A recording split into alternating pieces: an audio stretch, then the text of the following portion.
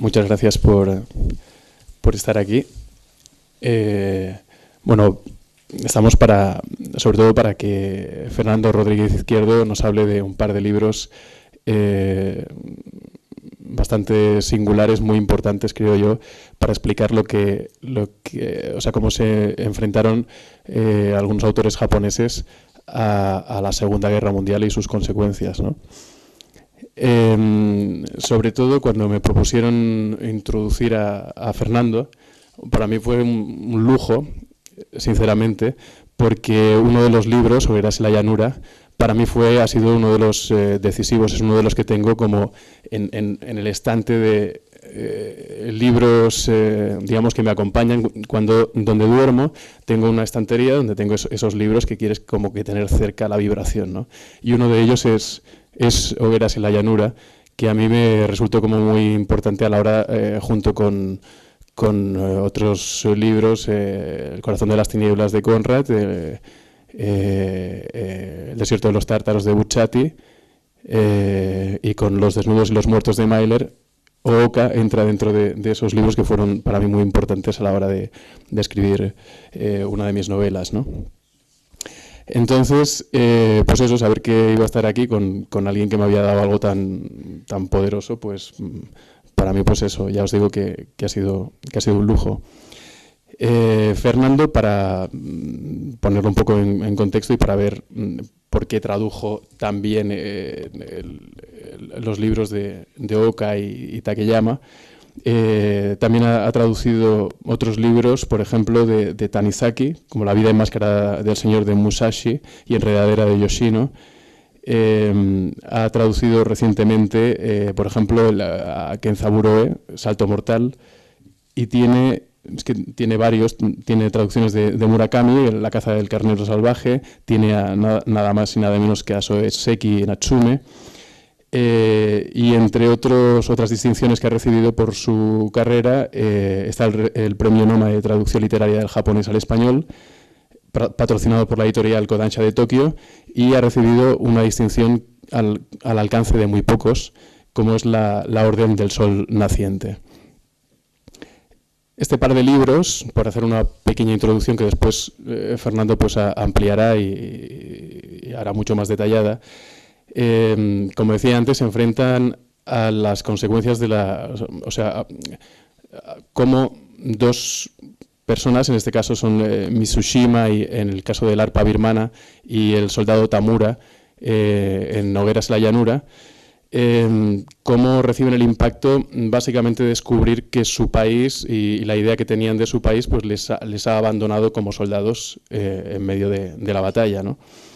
Desde el propio título observamos que la forma de enfrentar situaciones parecidas, no son idénticas, pero tienen algo en común, ¿no? Va a ser muy distinta. El arpa birmana, estamos hablando por ejemplo, Takeyama opta por dar una posibilidad de redención para el soldado que enfrenta esa situación a través, por ejemplo, de la música. Vamos a encontrar situaciones en las cuales los soldados cantan conjuntamente, un poco pues para eso, para darse ánimos y para conjurar la mala situación en la que se encuentran, ¿no?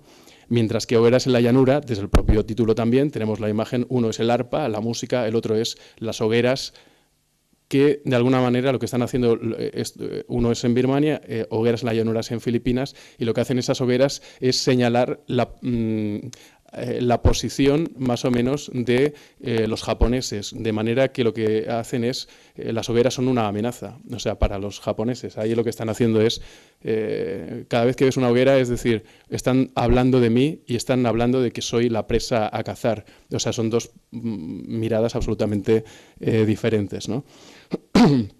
Luego también el propio uso del color en el arpa birmana. O sea, hay una imagen que a mí me parece magnífica, que es cuando aparece el cabo Mitsushima, que es una explosión de color, ¿no? O sea, es amarillo, rojo, el guacamayo azul que tiene en el hombro, mientras que en Hogueras en la llanura lo que tienes es un poco la abrumadora inmensidad de la naturaleza con los colores del cielo, la niebla y los verdes del bosque, de la jungla, y esa frondosidad, y luego ese hombre que está intentando tirar adelante, sobrevivir en todos esos colores abigarrados, en esa potencia que nos sobrepasa. Mientras es como mucho más, o sea, ves mucho más la impotencia del ser humano en Hogueras de la Llanura, mientras que en el arpa birmana,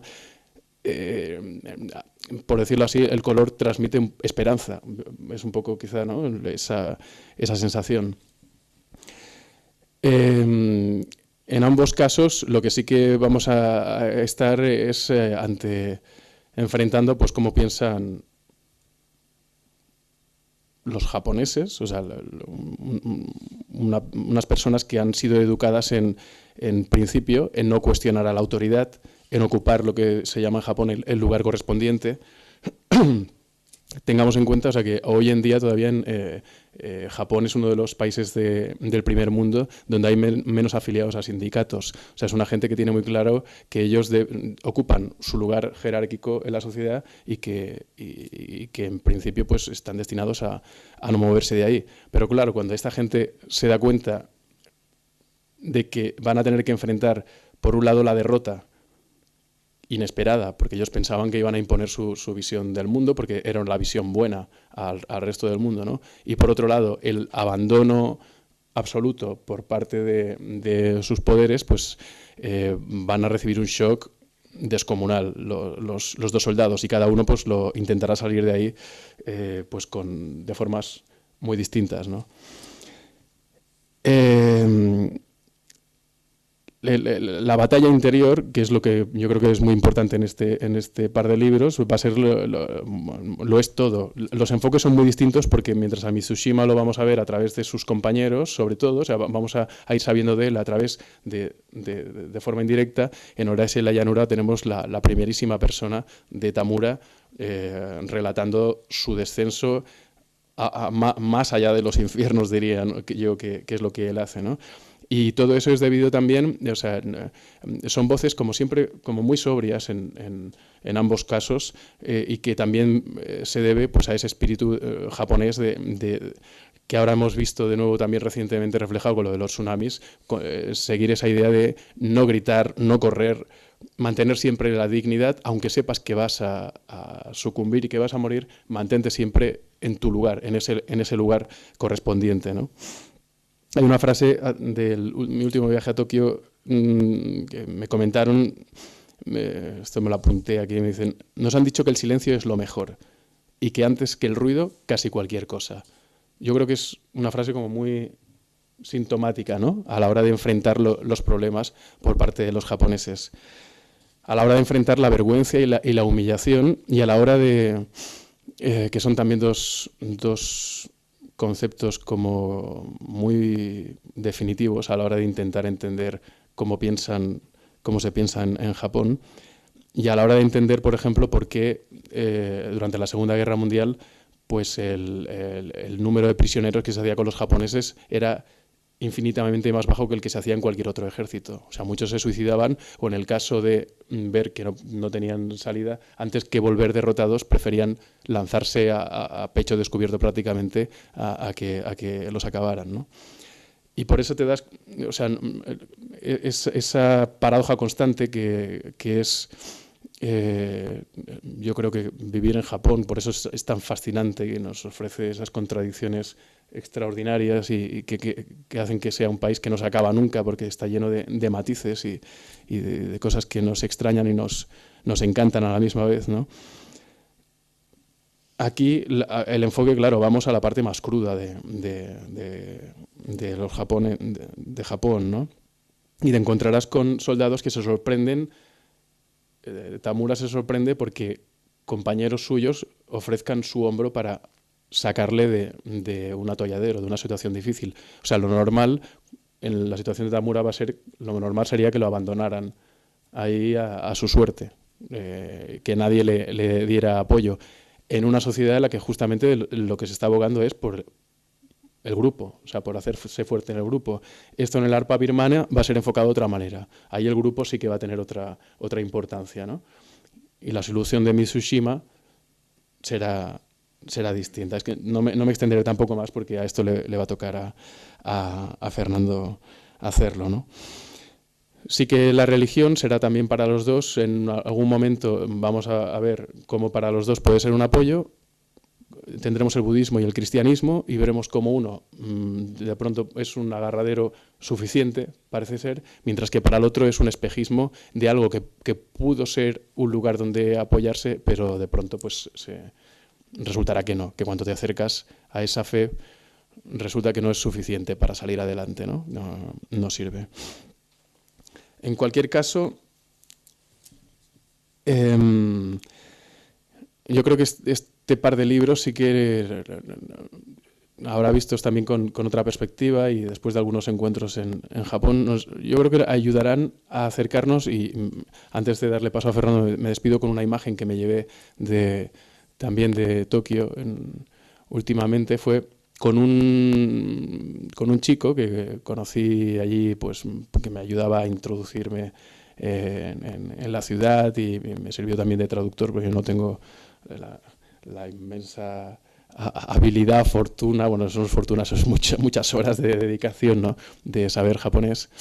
Pero un chico que me comentó, después de haber estado durante toda la noche hablando y ser bastante expansivo, al final, después de un principio muy cauto, después sí que se fue abriendo con el tiempo y fuimos hablando cada vez más, pues eso, de cosas más personales. Cuando nos íbamos a despedir, pasamos por delante de un karaoke y me dijo, sí, me gusta ir mucho a los karaokes y tal, y allí me lo paso muy bien. Cuando acabo el trabajo, pues los jueves o los viernes es un sitio donde me gusta ir a esparcirme, ¿no?, a relajarme. Y entonces le pregunté, digo, ¿qué haces? Digo, ¿vas con los amigos de toda la vida, con los amigos del trabajo y tal? Me dice, no, me voy yo solo. O sea, la imagen me pareció tan definitiva. O sea, alguien solo a una habitación insonorizada un viernes por la noche a cantar. Yo creo que el por qué, o sea, una sociedad, puede haber individuos que lleguen a una situación como esa, no es que sean novelas precursoras de ese pensamiento, o sea, yo creo pero sí que a lo mejor estas novelas pueden dar pistas un poquito de cómo piensan los japoneses, en este caso enfrentados a situaciones extremas, a una situación tan extrema y tan brutal como fue precisamente para esa nación en concreto, como fue la derrota en la Segunda Guerra Mundial, ¿no? Y a partir de aquí, pues adelante, Fernando. Bueno, antes que nada, quiero agradecer a todos los presentes el detalle que supone haber venido aquí. También a la Fundación Mapfre, bueno, por mencionar algún nombre, pues Carlos Martínez Show, que fue el que me enganchó para que viniera concretamente hoy. Y bueno, otras personas que están también ayudando, etcétera. Bueno, a mi ya amigo Gaby, pues por este análisis tan fino que ha hecho, casi de las novelas, ¿no? Yo pienso que él también era una persona idónea para este tema. A mí incluso me ha dado alguna idea. Eso de los colores, la verdad que no se me había ocurrido, lo voy a decir con toda franqueza. Siempre aprendemos unos de otros, ¿no?, en esta profesión de la literatura. Bien, hechos estos preámbulos, pues voy a comenzar mi conferencia. He titulado la misma como Dos visiones sobre la guerra, ¿no? Hogueras en la llanura, de Oka Shohei y el arpa de Birmania. Con 4 años de distancia entre ellas, en la aparición de ellas al público, las dos novelas bélicas que pretendemos comentar aparecieron en el panorama literario del Japón con escasa distancia. En primer lugar se publicó Birman no Tategoto, el arpa de Birmania, también el arpa birmana puede ser, en 1947, de Takeyama Michio. Yo siempre, siguiendo la costumbre japonesa, y esto lo aviso al principio, cito siempre el primer apellido de la persona, como hacen ellos, y a continuación el nombre propio. De manera que Michio es el nombre propio. Luego apareció Nobi, Hogueras en la llanura, 1951, de Oka Shohei. De ellas he hecho sendas traducciones. Existen puntos convergentes y sobre todo divergentes entre estas dos memorables novelas. Vaya por adelantado decir que ambas son obras cimeras en la literatura bélica de la posguerra y que sus respectivos mensajes nos hacen pensar y nos enseñan, paradójicamente, digo paradójicamente porque parece mentira que la guerra pueda enseñar algo, ¿no? Pero aun a la luz de la guerra nos enseñan sobre la muerte y la vida humanas. Voy a abordar primero el tema de las semejanzas. Son como puntos sobre los cuales volveré luego. Ambas novelas son literatura de ficción con cierta base histórica y desdeñan la concepción épica de la guerra, o sea, el tono grandilocuente, etc. Ambas fueron escritas en un clima nacional de censura política, censura hacia los relatos de la ya pasada guerra. De ambas se supone, en la convención del relato, que están narradas por soldados rasos, no por oficiales. En ambas aparece el tema del militarismo autoritario de los oficiales japoneses. Ambas se asoman a la miseria y a la grandeza humana. Ambas contemplan de algún modo el tema del canibalismo o antropofagia. Ambas constatan el tema del suicidio en el campo de batalla o en la huida del mismo. En ambas percibimos un recurso espiritual a la divinidad. Esto lo ha dicho Carlos, Gaby, insistiré sobre ello. Cierta referencia al emperador de Japón aparece también en ambas. Las dos cosecharon premios literarios, así como a su vez ambas han sido llevadas al cine. Sus respectivos canales de difusión han sido amplios y fructíferos. Resumen de los respectivos argumentos. Brevísimamente haré un resumen porque puede haber personas que no hayan leído estas novelas o que solo hayan leído una. Procederé no por el orden temporal de sus respectivas publicaciones, es decir, primero la que apareció primero, ¿no?, sino por el de las realidades bélicas relatadas, es decir, la sucesión histórica. Hogueras en la llanura está ambientada en torno al año 1944, cuando las tropas japonesas desembarcaron en la isla filipina de Leyte, escenario de una importante batalla en la llamada Guerra del Pacífico, donde precisamente transcurre la novela y habla del desembarco, etc.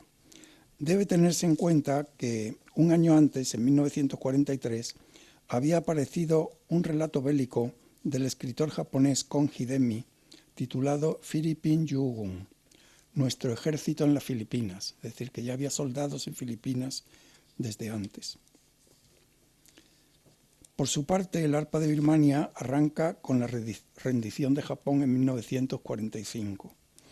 Según esta secuencia temporal, voy a abordar primero el resumen de Hogueras en la llanura. Es un relato en primera persona gramatical, protagonizado por el soldado japonés Tamura.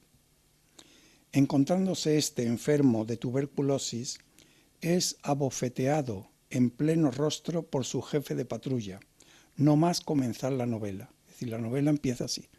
Dice, la bofetada me alcanzó en pleno rostro. Esas son las frases iniciales.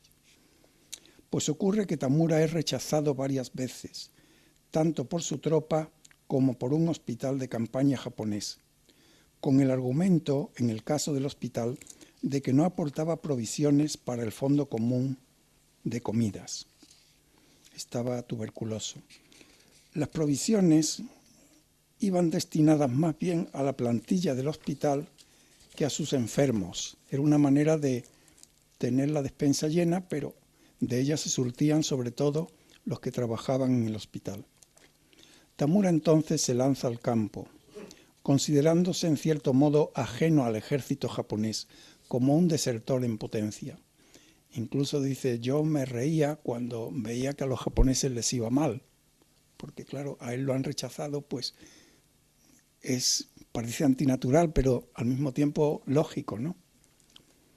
Ve arder hogueras en las llanuras filipinas y piensa con temor que pueden ser, como de hecho eran, señales estratégicas de comunicación.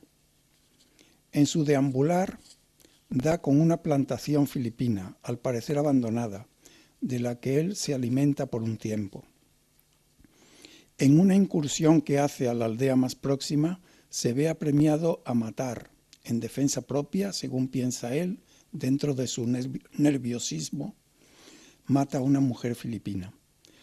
También descubre una iglesia cristiana en el lugar, solitaria, donde él entra y se hace algunas reflexiones. Al volver a la plantación, descubre que allí se han presentado unos soldados japoneses que se están apoderando de lo que Tamura consideraba su comida. Él entonces toma algo de lo poco que han dejado y se integra a ellos. En su compañía pasa penalidades tremendas. Entra en batalla contra el ejército americano y, sin saberlo, practica el canibalismo con cadáveres de soldados japoneses, pues le aseguran sus camaradas que se trata de carne de mono. Y él dice, yo no he visto ningún mono todavía por aquí y he andado mucho por estos campos. Dice, no, es que se esconden durante el día, se esconden y tal. Bueno, al descubrir la verdad y verse él mismo amenazado en su integridad física como posible presa, es decir, piensa que a él también lo pueden matar para comérselo.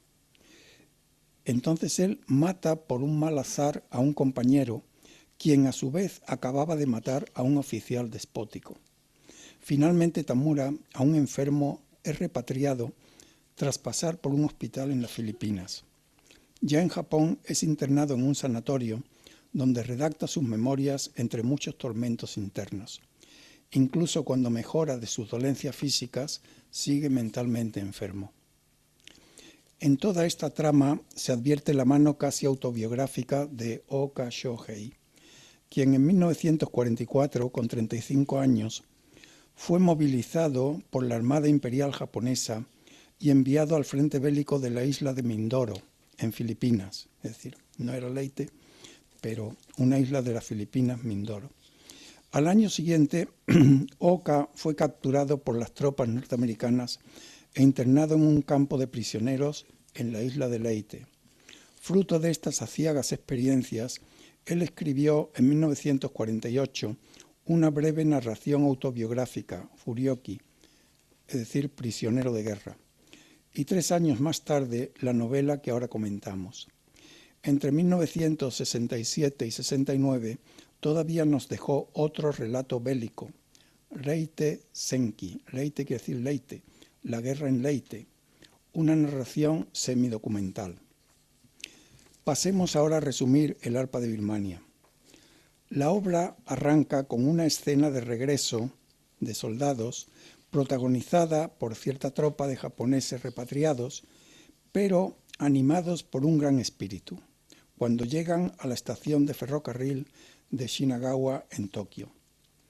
Uno de dichos soldados supuestamente hace al público presente, donde entramos casi como invitados también los lectores de la obra, y en este momento todos nosotros, un soldado hace ese relato que constituye la novela. Dicha compañía japonesa proveniente de Birmania, hoy Myanmar, en el sudeste continental asiático, y llamada en la obra la Compañía de las Canciones, es liderada por un capitán experto y diplomado en música, quien organiza con sus soldados un coro de voces que interpreta canciones variadas. Tales actuaciones, ya sea con público o sin él, y contando además con los ensayos correspondientes y la elaboración rústica de elementos musicales a base de pequeños elementos que encuentran en la selva, etc., colabora todo eso a elevar la moral de la tropa en los momentos difíciles. Una figura estelar de dicho coro es el cabo Mitsushima. Este joven militar suele tocar un arpa fabricada por él mismo con toscos materiales. A veces se hace pasar por un músico ambulante birmano y se infiltra con un taparrabos por toda vestimenta en tierra de nadie, investiga sobre la marcha y emite sones de arpa que son señales convenidas con sus camaradas. O sea, hace un poco labor de espía. Este escuadrón japonés de unos 50 hombres se ve cogido en una trampa que urden los lugareños de una aldea birmana. En un ambiente de cordialidad y en medio de actuaciones musicales, los soldados advierten que están rodeados por el ejército inglés. Han caído en una trampa, pero siguen tocando y cantando para no despertar sospechas. Y se llevan una gran sorpresa al ver que las tropas sitiadoras los secundan en sus cantos, es decir, se unen a las canciones. Bueno, esto parece que no ocurrió en la Segunda Guerra Mundial, pero que sí ocurrió algo de esto en la Primera, es decir, con ocasión de que había ahí una fecha de Navidades, ¿no? Y entonces los soldados de ambos bandos confraternizaron. Y bueno, pues seguramente Takeyama pues lo supo y lo metió aquí, ¿no? Resulta ser que 3 días antes, o sea, ¿por qué las tropas sitiadoras se unen a las canciones? Pues porque 3 días antes se había declarado el alto el fuego por parte de la alta oficialidad japonesa al haberse rendido su país. La compañía de las canciones confraterniza con sus anteriores enemigos. Resulta que ha salvado la vida de una posible masacre gracias a la música. Todos allí, siguiendo al capitán, arrojan las armas y quedan prisioneros de los ingleses. Tras una conmovedora locución del capitán, empieza la vida de la compañía en un campo de concentración de régimen no excesivamente severo. Es decir, la palabra campo de concentración pues sugiere cosas terribles, ¿no? Pero allí, bueno, tenían una cierta libertad, un trabajo organizado, etc. En estas, el capitán es informado de que hay por aquella zona una tropa japonesa que está aún luchando y dispuesta a inmolarse, como también se ha dicho antes. Ante ello, el capitán confía a Mitsushima la misión de internarse hasta aquel lugar, el Pico Triangular, lugar de refugio de dicha compañía, para convencer a sus compatriotas de la rendición y librarlos así de una muerte segura. Una vez terminada tal misión, Mitsushima debía incorporarse a su compañía en su próximo destino en Mudong, al sur del país, de Myanmar. Mitsushima acepta el plan. Se pone en camino con su arpa, pero con atuendo militar. Aunque fracasa de lleno en convencer al capitán de aquella tropa y demás mandos, decididos todos a morir luchando, Mitsushima es insultado por sus compañeros, le dicen cobarde, gallina, etc. Y él se lanza entonces en medio del campo de batalla, el primero, donde resulta herido y su arpa destrozada. Poco después, y sin caer aún en la inconsciencia por su herida, ve como aquella compañía japonesa se entrega al ejército inglés. Pasan los días y la compañía de las canciones, ya asentada en Mudong, se pregunta por la suerte de Mitsushima.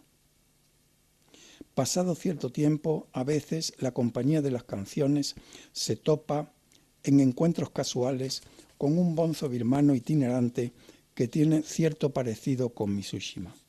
Los soldados tratan en vano de acercársele e incluso de atraerlo a su grupo. Llega el momento en que la compañía debe repatriarse a Japón y días después, ya a punto de embarcar todos, el capitán recibe una carta del enigmático bonzo. La carta es leída por el capitán ante sus hombres, ya en el barco de repatriación. Le dicen, ¿por qué no la lee antes? Es que es muy larga y ya no va a volver con nosotros, ¿no? Dice el capitán. Entonces lee la carta ya cuando están en el barco. Es una larga carta escrita en japonés por Mitsushima, cuya persona coincide, según se hace ya patente, con el referido bonzo. El personaje Mitsushima, hecho bonzo, cuenta que tras caer herido en el pico triangular, lo recogieron y cuidaron los kachin, una tribu nativa de birmanos que van a resultar ser antropófagos, pero eso no lo sabía él. Cuando Mitsushima lo descubre, se libra casi milagrosamente de ser sacrificado, gracias a los buenos servicios de sus canciones y de su arpa, reconstruida por él durante su convalecencia. Acto seguido, el jefe de la tribu quiere insistentemente casarlo con su hija, pero Mitsushima se libra también de tal compromiso. Pronto se hace monje birmano para poder moverse a salvo y camino de Mudón se topa con cadáveres semidescompuestos de soldados caídos japoneses. Religiosamente se dedica a su inhumación. Este quehacer lo retarda en su marcha hacia Mudón y psicológicamente influye en su mente, haciéndole intuir una nueva misión. Ya en Mudón está a punto de reincorporarse, pero en esto tiene ocasión de ver cómo los ingleses honran piadosamente a sus caídos en la guerra. Y tal circunstancia hace que él se oriente decididamente a la misión de rescatar y honrar los muchos cadáveres abandonados de soldados japoneses. Mitsushima elige quedarse en Birmania para dar cima a esa vocación, siguiendo la voz interior que le viene de Buda. Sus antiguos compañeros de tropa siguen su travesía naval hacia Japón. Y ahí termina El arpa de Birmania. Este es el tenor de las dos novelas. La diferencia entre ellas, las diferencias irán surgiendo a la luz de las semejanzas que anteriormente expuse y a medida que vamos comentando esas semejanzas, es decir, por capítulos que coinciden con aquella enumeración aproximadamente. Ambas, decíamos, son obras de posguerra escritas en un clima de censura literaria, pero enfocada desde la política también. El hecho de que ambos libros renuncien a la concepción épica de la guerra es explicable, tratándose de obras producidas ya en la posguerra y con la derrota de Japón por medio. Pero hubiera sido inconcebible algunos años atrás, cuando la censura de tipo político era el terror de los literatos y resultaba inverosímil que el Japón siempre invicto pudiera un día rendirse o renunciar simplemente a la guerra. Durante la guerra chino-japonesa 1937 a 1945, varios poetas, entre ellos Misako Genso, fueron encarcelados por sus ideas antibelicistas. El razonable alegato antibélico que representan las dos novelas que hoy comentamos tal vez hubiera representado un grave contratiempo para sus autores unos años antes. Pero incluso en el Japón posbélico, la censura sobre obras literarias era fuerte, ante el temor de que tales obras pudieran contribuir a degradar la figura del emperador y a lesionar aún más el orgullo del país. Más que definirse abiertamente en contra de la guerra, estas novelas se sitúan en una crítica del militarismo a ultranza y de las consecuencias de la guerra, manifestadas en el empobrecimiento físico y moral de muchos seres humanos y en tantas muertes del pueblo inocente. Pero aún así, mientras Hogueras en la llanura muestra un tinte irremediablemente pesimista, El arpa de Birmania transpira un clima elevado de superación espiritual mediante el compañerismo y la solidaridad. Otra memorable novela de guerra, que no está en el programa, pero me gusta mencionarla, es Shiiku, La presa, es decir, el título es La presa, de Oe Kensaburo, traducida por Jonah Kim y Joaquín Jordá. Bueno, esta novela es también impresionante y trata de un aviador, un soldado de aviación norteamericano que es de raza negra y se estrella su avión, mueren sus compañeros y él queda ileso. Entonces lo hacen prisionero en aquel pueblo. Y bueno, pues todo lo que se desencadena a raíz de eso, y especialmente al ser de raza negra, pues no saben aquello lo que es, ¿no? Si es una persona humana, si no lo es, etc. Tan interesante como las que estamos comentando. Y sobre todo, obra de juventud de Oe Kensaburo, que como sabemos es premio Nobel. Planteamiento literario de las dos novelas que comentamos hoy. El planteamiento de ambas narraciones presenta afinidades con la llamada Shi-Shosetsu o novela del yo, también se llama Watashi-Shosetsu, muy arraigada en las letras japonesas. No me extiendo en esto porque supongo que Carlos Rubio lo hará. El personaje del soldado Tamura relata sus peripecias vitales en primera persona, con la introspección consiguiente, con sus momentos esporádicos de satisfacción, que no de euforia, y sus tremendas depresiones lindantes con el suicidio. Por su parte, en El arpa de Birmania, aunque la figura estelar sea Mitsushima, hombre de enorme talla moral, el protagonista en realidad es un colectivo, la compañía de las canciones, y la acción suele ser narrada en primera persona de plural, nosotros, que da fe de la unión solidaria de esta tropa. Obviamente, en casi toda la última parte de la acción novelada, que es la Carta del Bonzo, es un largo capítulo, que es esa carta, el mensaje de Mitsushima, que hemos resumido, ahí sí el personaje narrador vuelve a ser singular, primera persona singular, Mitsushima, e igualmente se expresa, obviamente, en primera persona gramatical. Pero ambas novelas se sitúan lejos de la alta oficialidad del ejército, siendo más bien la voz de unos sencillos soldados la que se hace oír. Aspectos morales, positivos y negativos. Hogueras en la llanura se acerca más a los abismos negros de las relaciones humanas.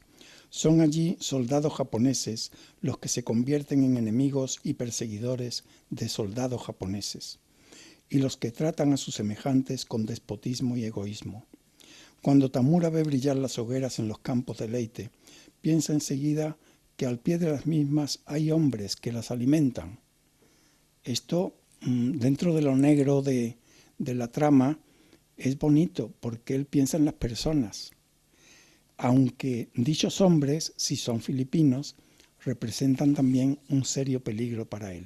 Es una cosa ambivalente, ¿no? En El arpa de Birmania hay un cierto contrapunto negativo en la persona de el desertor. Es decir, hay un soldado que es abiertamente desertor. Se trata de un soldado japonés de otra compañía que ha quedado desvinculado de su tropa y se hace pasar por un bonzo birmano simplemente como medio práctico de supervivencia, bien lejos de la vocación espiritual de Mitsushima. El mismo desertor se expresa así al preguntarle un soldado de la compañía de las canciones que cómo se las arregla para vivir. Y el desertor responde, que cómo me las arreglo, jejeje. Aquí en Birmania no hay como hacerse bonzo para dejar de pasar apuros con la comida. Esta gente tan devota te da como limosna más de lo que puedes necesitar.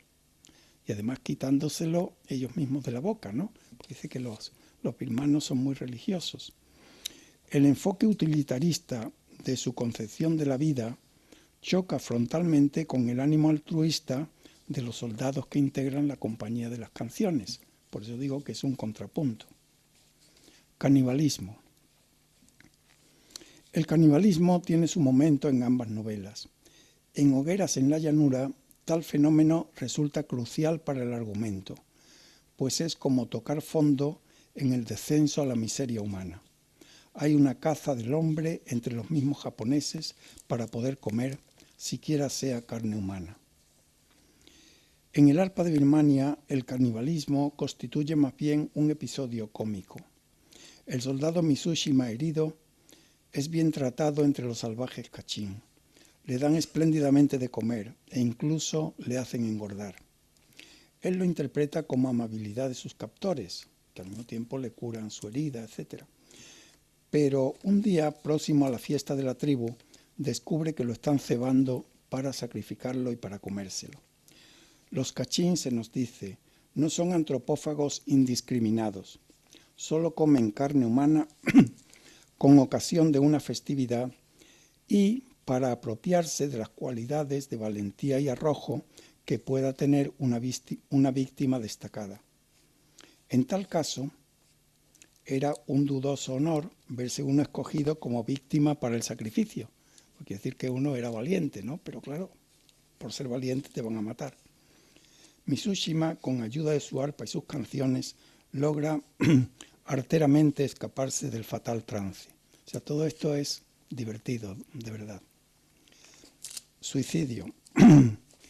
El tema del suicidio, iba a decir tan japonés, pero me corrijo y digo, tan del mundo actual, por desgracia, no queda ajeno a nuestras dos novelas. En Hogueras en la llanura aparece desde el mismo principio, en esa granada de mano que entregan a Tamura al mandarlo de rebote al hospital. Si a pesar de todo no te ingresan, vocifera su jefe de patrulla, que acababa de cruzarle la cara. Solo te queda morir. Para algo se te ha dado esa granada de mano que llevas. Al menos así rendirás, aunque solo sea una vez, un buen servicio a tu patria. Encima lo insulta, como diciendo, hasta ahora no has hecho nada. Por otra parte, en la carta del bonzo del arpa de Birmania, Mitsushima dice a sus compañeros, refiriéndose a los enfermos, a los soldados enfermos y fugitivos, que los hombres japoneses se quedaron sin fuerzas para seguir tirando de sus cuerpos. Y en esa situación no era infrecuente que, esquivando la mirada de sus compañeros, algunos echaran mano de las granadas de mano para suicidarse, y de hecho tales detonaciones se dejaban oír intermitentemente. Cada vez que sonaba una de ellas, hasta los nativos birmanos se decían, otro que se voló. Evocación de un ser superior.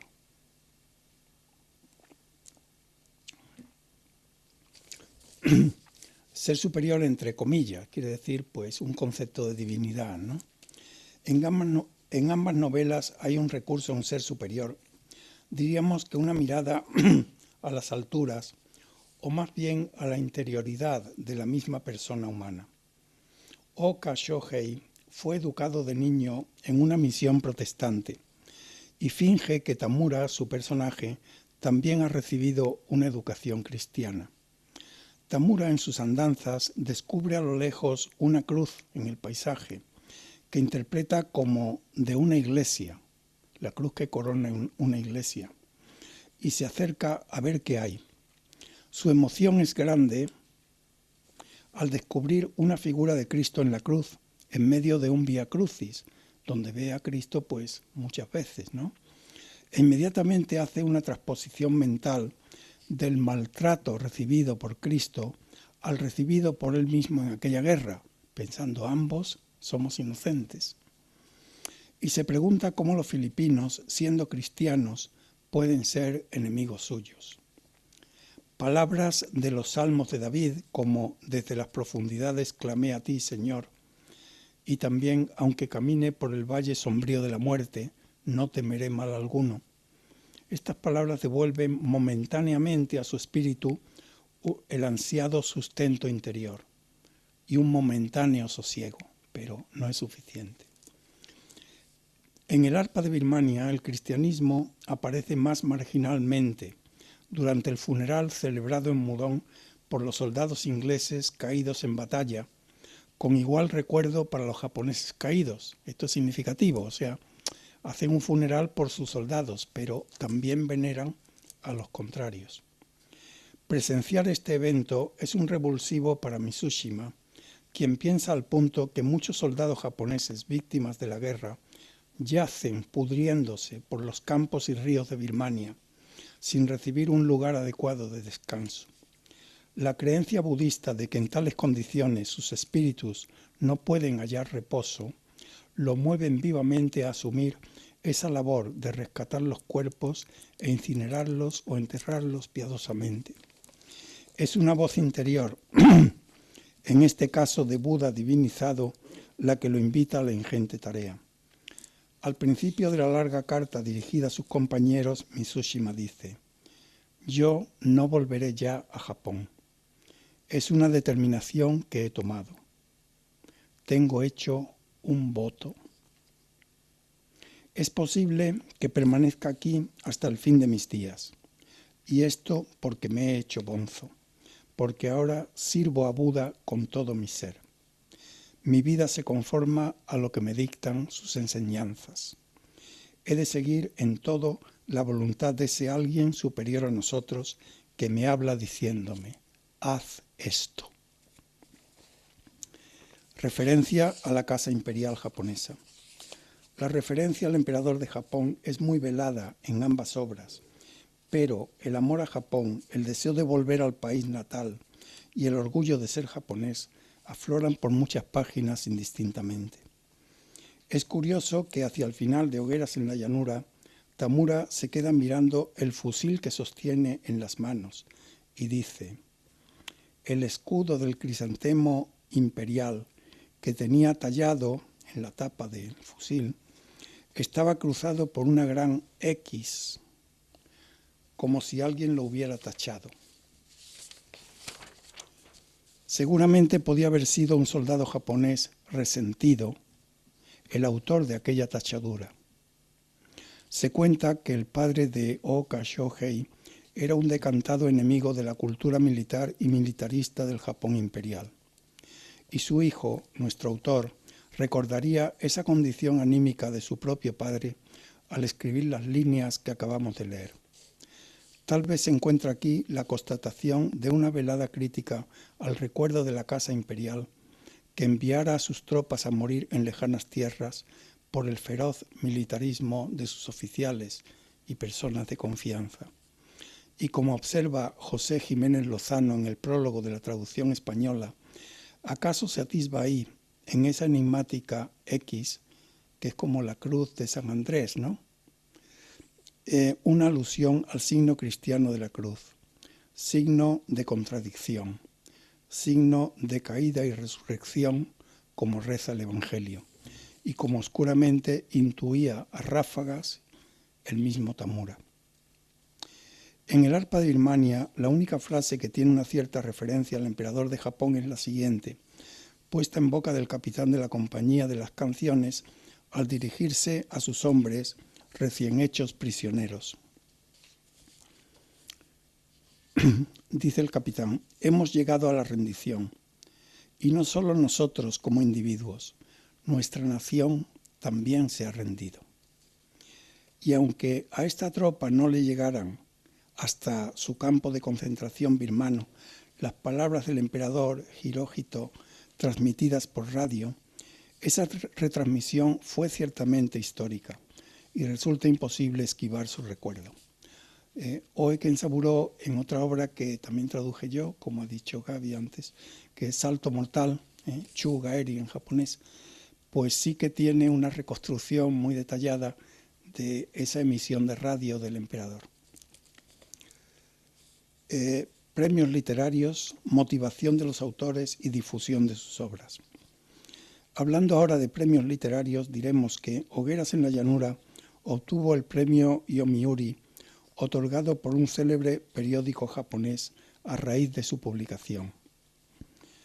Bueno, Yomiuri, en una palabra japonesa, quiere decir algo así como vendemos lectura. El arpa de Birmania recibió en 1948 el prestigioso premio cultural del diario Mainichi, o sea, dice cada día, ¿no? Por eso es un diario, Mainichi. Y en 1950 recibió también el Gran Premio del Ministerio de Cultura japonés. Ambas obras también han sido llevadas con éxito al cine. Del arpa de Birmania me consta que hay dos producciones, una en blanco y negro y otra en color.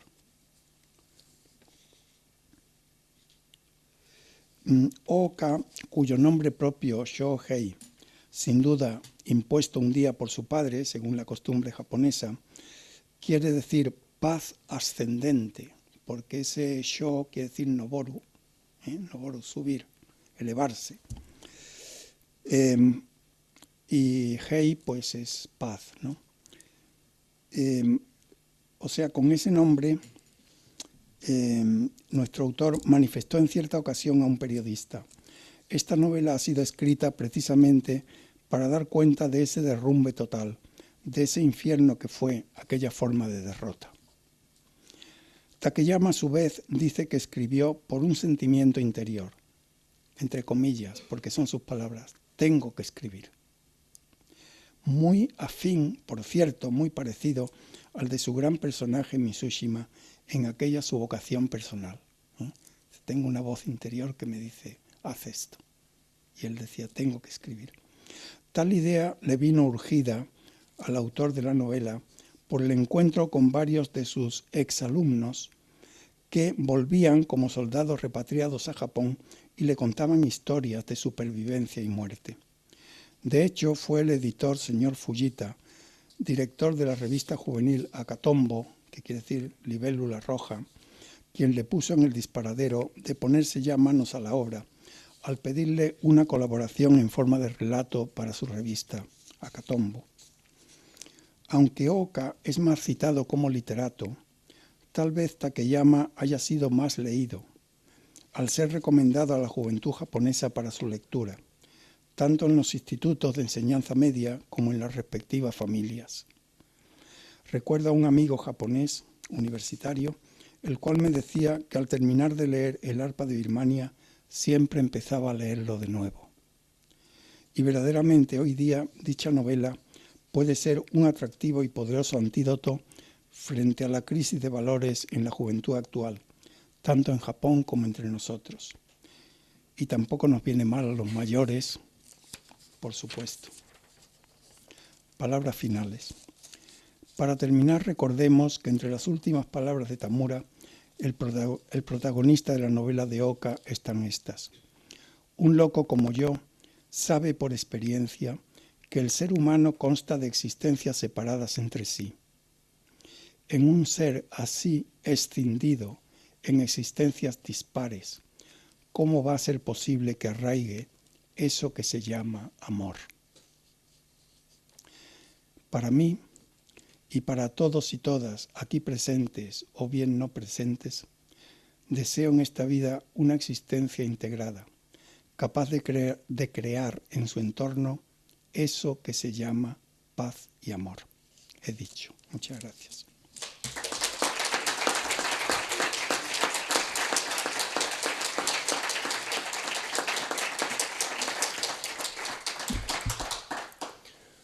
Bueno, después de la exposición, parece que queden pocas cosas por decir, pero seguro que queda alguna. Así como una pregunta que se me ocurre es lo que plantean los dos libros, o sea, las salidas que dan para enfrentarse como individuos pues al sistema, es deserción o locura prácticamente, ¿no? Esto igual es especular un poco, pero ¿cuál sería ahora mismo? O sea, ¿cómo ha evolucionado la sociedad japonesa? ¿Qué otra alternativa podría tener un japonés hoy? Sé que es una pregunta un poco complicada, pero aquí las dos salidas que se ven como respuesta es eso, deserción o locura. Sí. Bueno, es que yo no he podido hablar de todo lo que hay en las dos novelas, pero en El arpa de Birmania hay muchos diálogos entre los mismos soldados en sus momentos de esparcimiento, de conversación distendida entre ellos, que están hablando de lo que harán cuando vuelvan a Japón. Es decir, colaborarán para que el país se levante, ¿no? Y uno dice pues que a él le gusta la fabricación, diríamos, industrial en una fábrica japonesa, que él estaba allí, que él volverá, que esto y lo otro, ¿no? Y otro dice que él trabajará en otra cosa y que él era un recadero y que seguirá haciendo recados y demás. O sea, todos están pensando en colaborar para levantar la patria. No es solo deserción o locura, es también solidaridad y arrimar el hombro. Y eso, bueno, pues la historia nos ha dicho que está claro, ¿no? También una de las cosas que últimamente se comentan es que al emperador últimamente solamente le escuchan los ancianos y la ultraderecha. ¿Tanto ha cambiado realmente en los últimos tiempos, o sea, desde la Segunda Guerra Mundial hasta aquí, la figura del emperador? Bueno, yo llevo mucho tiempo sin ir a Japón. Vamos, la última vez fue en 1997 y estuve 3 años y medio cuando era joven, después he vuelto 2 veces, ¿no? La verdad que, no sé, esa frase me sorprende un poco.